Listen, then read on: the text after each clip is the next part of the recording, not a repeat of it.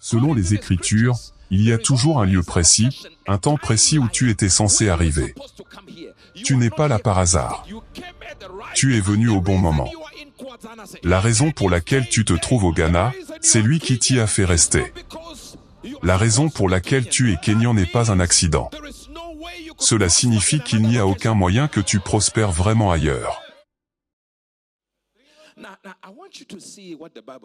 Maintenant, regarde ce que dit la Bible. Dieu savait que les flots sont orgueilleux. Il savait que s'il ne leur donnait pas d'ordre, ils envahiraient le milieu de la ville, le cœur du pays.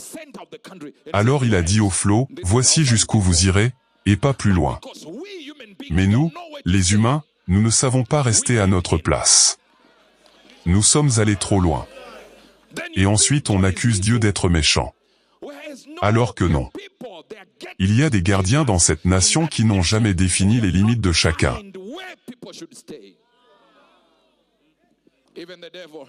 Même le diable, dans le livre d'Ésaïe, déclare « Je monterai et je m'établirai dans le nord ».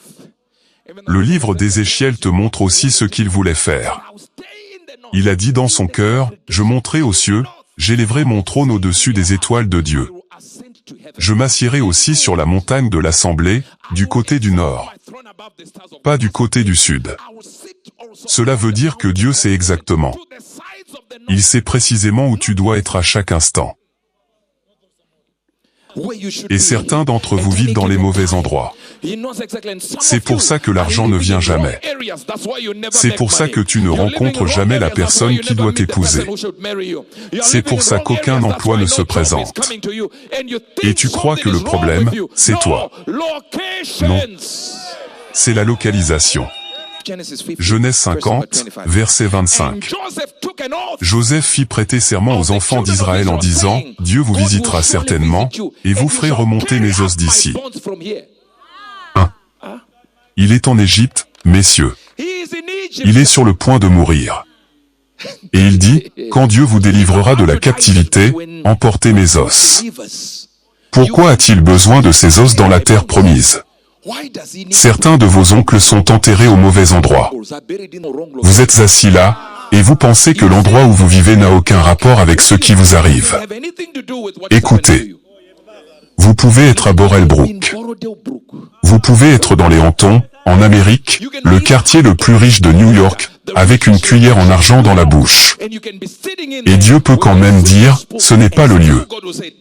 D'accord. J'ai rencontré le grand homme d'affaires James Makamba. On était assis quelque part. Il m'a dit, « Prophète, tu sais pourquoi je crois en ton appel prophétique ?» Je lui ai répondu, « Je ne savais même pas que tu y croyais. » Il m'a dit, « Laisse-moi te raconter. Un de mes amis est venu dans ton église il y a 11 ans. » Oui, monsieur. Je lui ai demandé, « Quoi ? Tu veux dire exactement quand ? » Il a répondu, « Le jour où tu l'as vu, tu lui as dit le nom de sa femme, et l'endroit où il allait la rencontrer. » Allez, allez. Moi, je n'avais jamais vu cette femme. Il a continué, « Un jour, cet homme se trouve quelque part. » Non, non, non. 10 ans après la prophétie. Non, non, non. Vous ratez quelque chose d'important ici. Ce n'est pas 2 mois après, ou peut-être une autre sœur serait allée changer le nom sur un document ou je ne sais quoi. Non. 10 ans plus tard, il marchait simplement. Il a croisé cette fille, et il a ressenti quelque chose. Ils ont commencé à parler.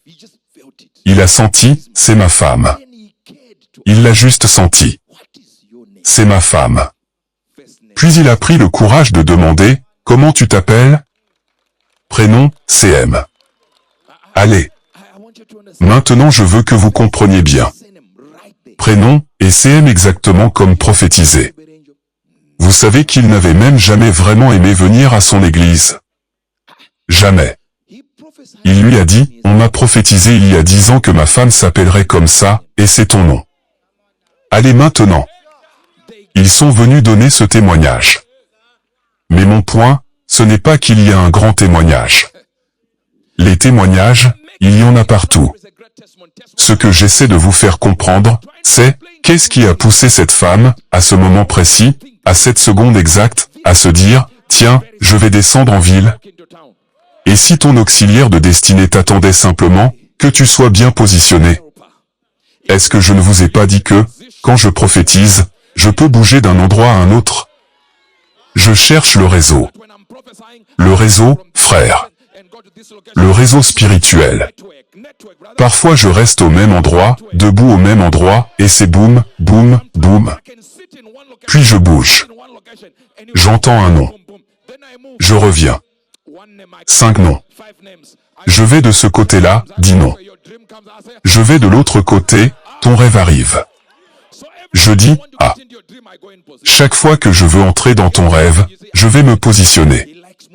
Et devine quoi? Toi, tu crois voir un prophète, un ange. Il aime bouger. Et, le réseau. Certains endroits sont en plein bar, frère. Certains endroits sont en 3G, d'autres en 4G, d'autres en 6G, 7G, 8G.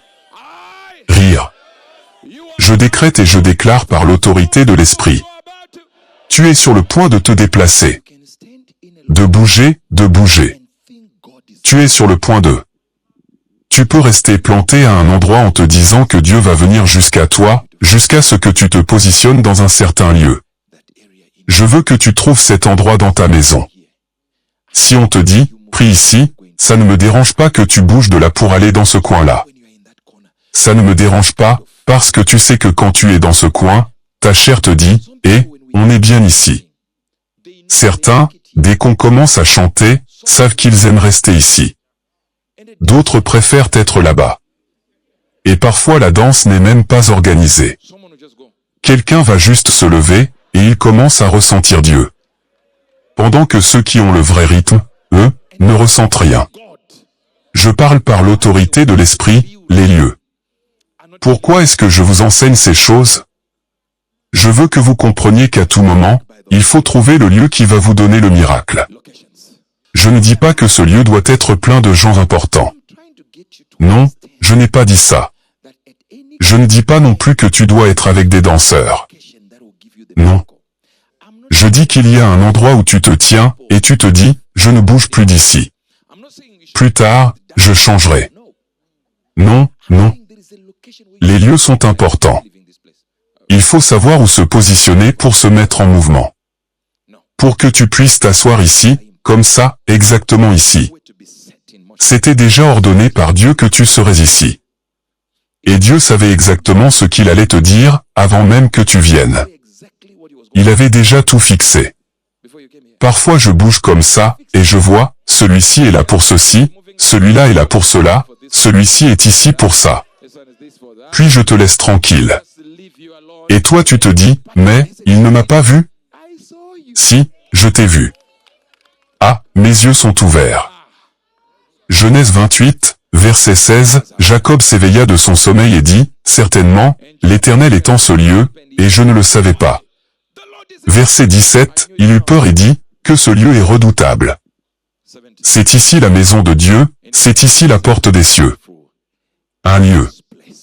Donc il y a des endroits qui ne sont pas des portes des cieux. Certaines églises où je vais, je prophétise parce que je suis prophète, pas parce que c'est facile de prophétiser dans ce lieu. Non.